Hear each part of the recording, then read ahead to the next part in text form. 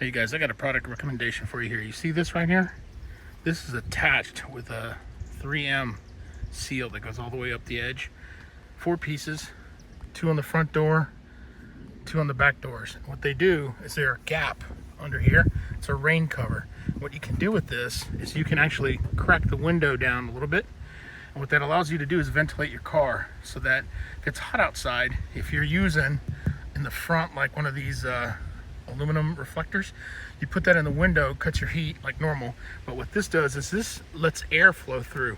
You can crack this open and people can't tell that your windows are open. So if you leave it about, I don't know, an inch, half inch open all the way around your car during the heat of the day, your vehicle will stay cool. And I found that about on average it's about a 10-degree difference between regular heat inside and reduced heat using these things. So just want to let you know that those are a good buy.